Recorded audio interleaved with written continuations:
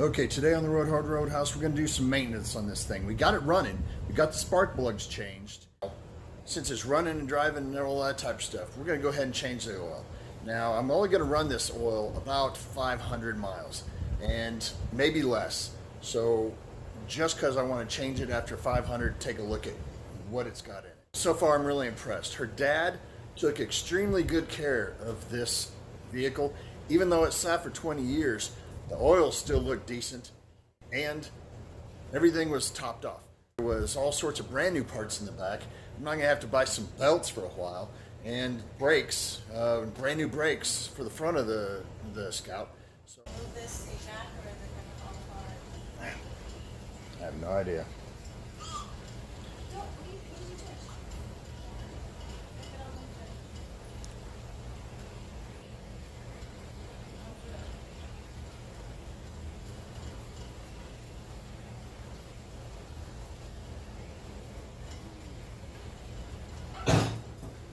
Back brakes are a little weak, so don't tear off or anything. Pump it a few times.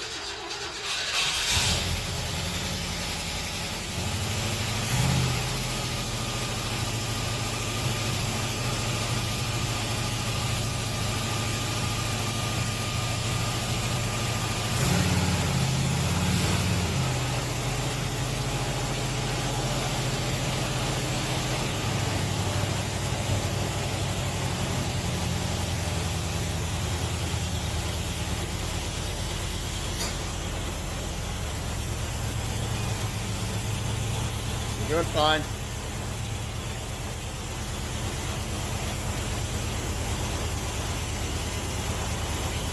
It's okay.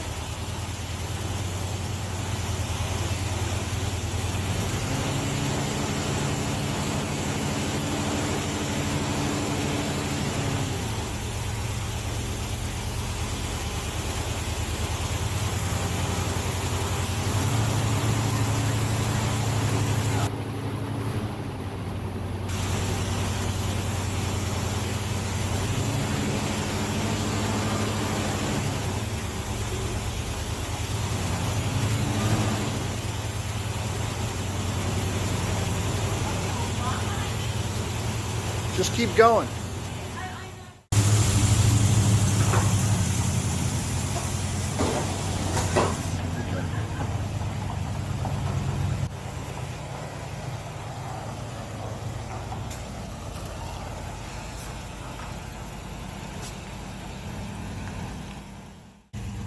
There she is.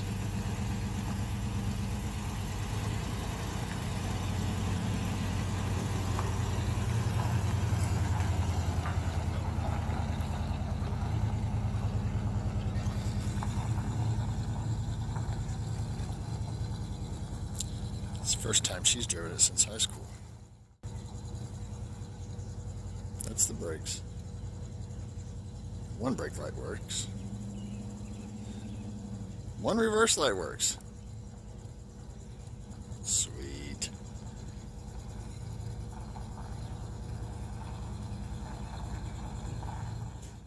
Okay, a lot of rust and gunk from the bottom of that motor. The puddle there is from transmission fluid.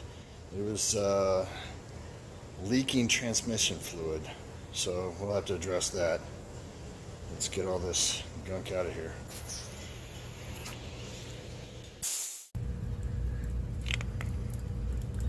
Look at that. Not liking it too much.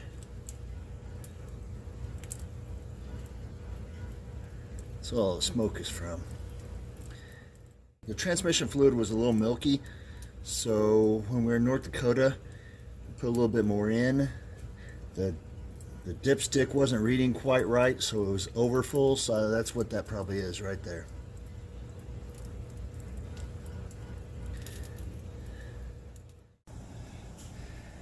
Okay, we got it backed in here. Got me a system here so I can lay on the front 5 feet of my shop. Doesn't have concrete yet. It's another story. But here's the passenger side of this Scout.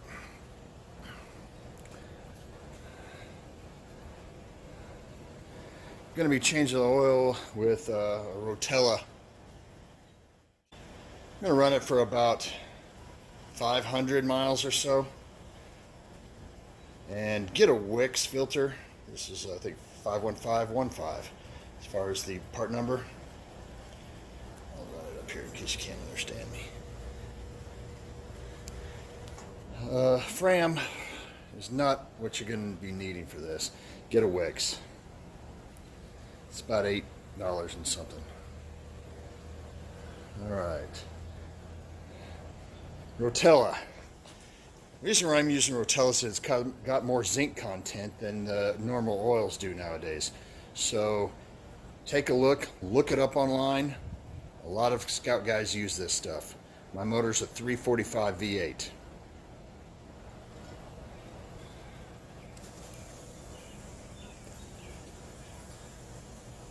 Hard Roadhouse. Okay, today to change the oil, you'll need a 7/8 socket to go with your ratchet. That's the old drain plug right there. I was kind of surprised when I took down the oil filter and no extra out of the ordinary oil came out after I took it out. Just came on right out. Now what I've done, and everybody's done this over the years, is you take a little oil, rub it on the rings of your new filter.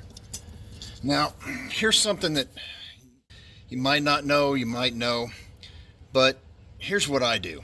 If I am looking at a new vehicle if I'm looking at a vehicle that I don't have that much experience in, say for instance a Scout, I will go to forums, I will go to where people are professionals at Scouts or Jeeps or whatever, and I'll find out what is the best oil, what is the best filters, etc. on there, because I want the vehicle to run at its best and don't want it to screw up because I thought I was putting something that I thought worked great for a Jeep and I put it in a Scout and it didn't work. Now these Wix filters, everybody on these Scout forums, they love Wix filters. So I'll put a picture in here of the box number or the serial number of this thing so you guys can look at it for yourself. But listen to other people, because I don't have 50 years experience with I don't have a bunch of experience with Scouts. Listen to other people. That's my tip of the day. Listen to other people that may know more about other vehicles than you do. Now I went ahead and put a cord in, and then I let it sit for a while and got underneath the vehicle to make sure nothing was leaking, make sure my drain plug wasn't jacked up of any sort. Maybe I cross-threaded it, but I didn't, so everything's good to go down there.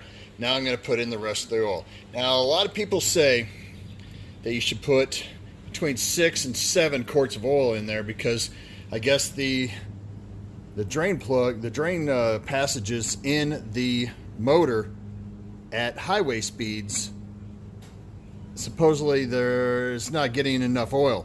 So by putting a little bit more oil in it, you're able to actually cure that issue. Now I would look it up for yourself. I'm not responsible for you jacking your motor up, but see how it is.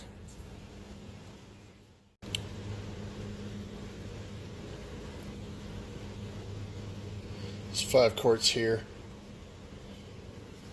I'll leave this hanging here for a while.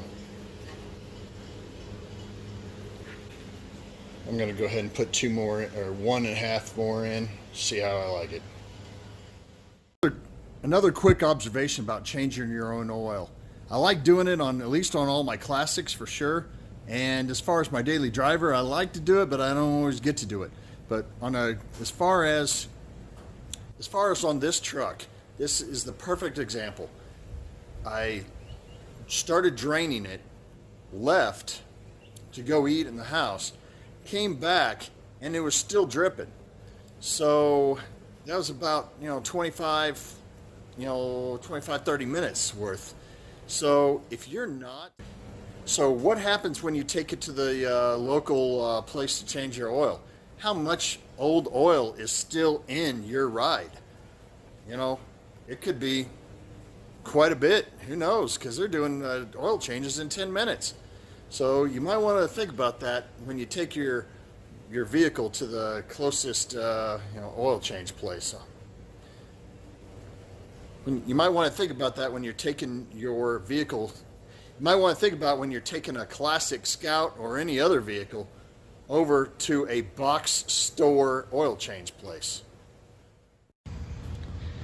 All right, let's see if I can show you.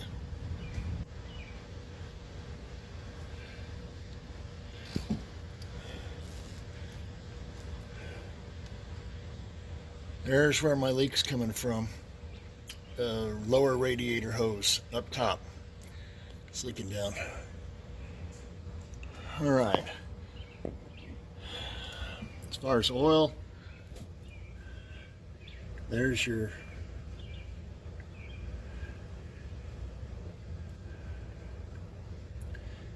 this is where you're going to take the oil from, right here. All right, let's see if I can show you.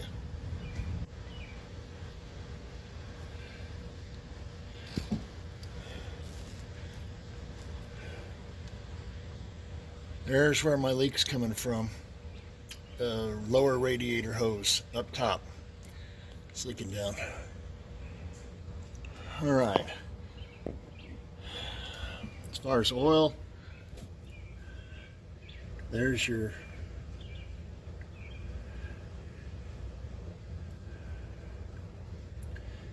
this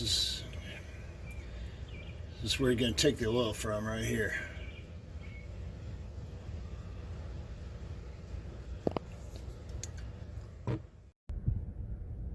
I am really tempted to see if this will fit today.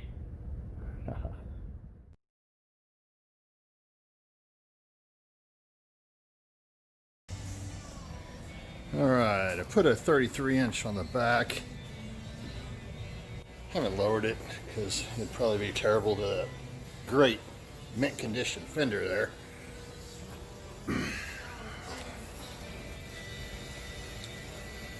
Also wax that rust up there too. Need to wipe some of it off.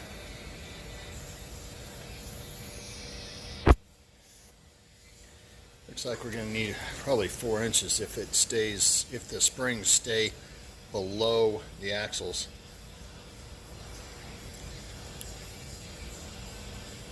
There's a spring.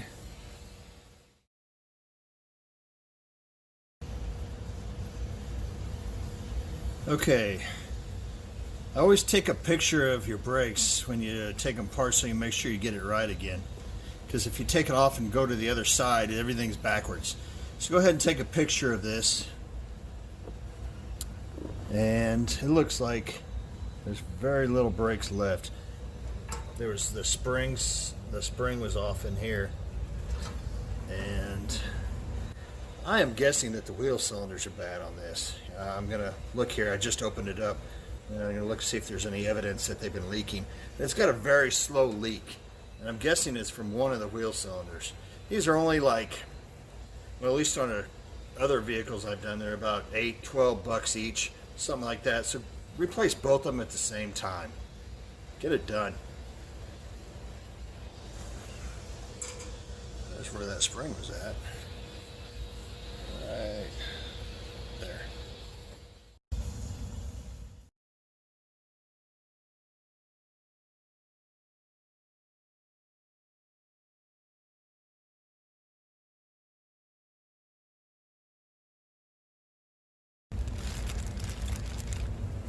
If you're looking at these, looks like this red one will go right here. I'm doing all this before I take it apart, and for y'all, so y'all know. This dark maroon one, skinny little sucker down here, will go right here. As far as the blue one, goes back down here. All right. And I got a lot of little these things here that everybody knows where these type of things go. So just be careful taking everything apart, and we'll get it all put back together. Okay, took the first one off. This was on the top, so I want to make sure I put that right back where I put it. So the right side will be on top. Whatever you can do to remember which one. Right side, top. I think this emergency brake cable in the very back. This one goes right in that hole right there.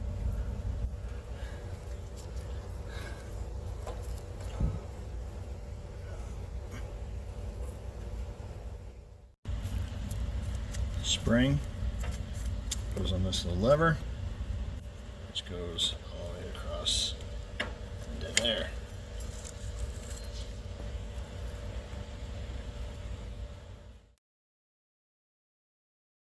All right, to get the wheel cylinder out, there's two nuts on the back. They're right there and there. I'll tell you what they are in just a second.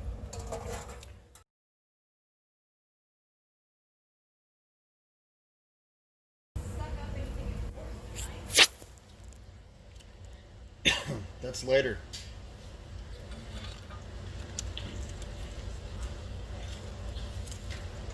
No big serious. I'm not gonna.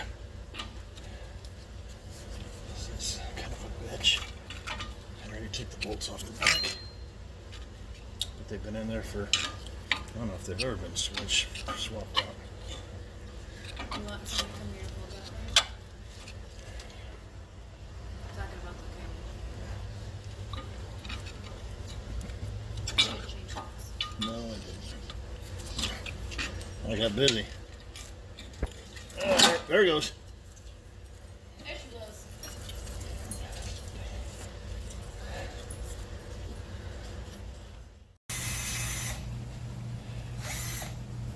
In here?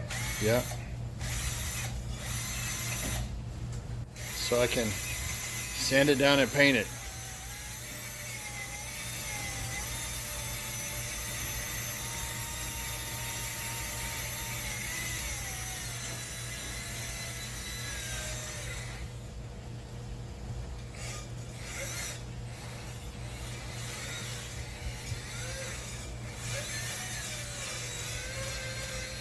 And the second shop dog's helping out.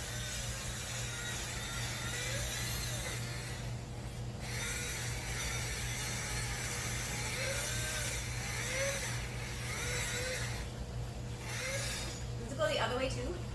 All the way around, yeah. No, I mean, No, you don't. I can't see that. Stop. I'm not gonna do this. Really? There you go. Now what I'm doing with all this is I'm taking it over to the wire wheel and cleaning it up, and then got some paint out there, painting up all the parts. May not be brand new when I get this done, but it'll look a lot better. There's that. Another tip of the day from the Roadhouse. Don't mind the gloves, but get yourself a wire wheel. If you're working on old cars and take a bolt that is 60 years old and you can make it look brand new again in about a minute or so, get your wire wheel. Got it all cleaned up and painted. Put the new wheel cylinder back on. And I am getting ready to assemble the brakes. How you're going to put these brakes on is you're going to find your rear brake. It's going to have the most brake pad. The front one is not going to have as much. And then the next thing we're going to do is we're going to put on the emergency brake lever. And you're going to find the horseshoe type fastener here in the your hardware bag. and go ahead and put it on. See how that went on. Good to go. Okay, I didn't get this on video because I was trying and I don't want to try it again. This was kind of pretty difficult. So what you're gonna need to do is what I did is I used something to get in between the spring. I pulled this up this way, and then I slid the emergency brake lever underneath it. Now this was not exactly the funnest job I've had to do.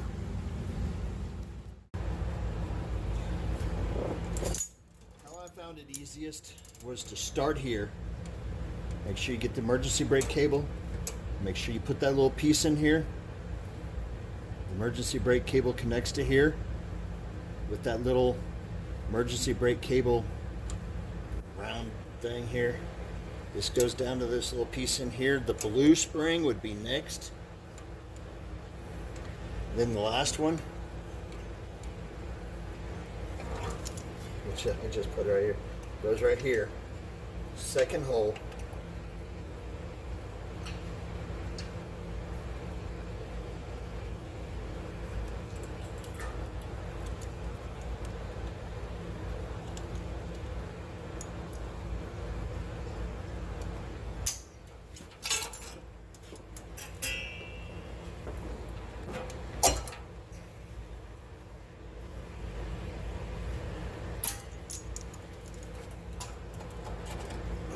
Adjust this a little bit. Then go ahead and put on the brake adjuster.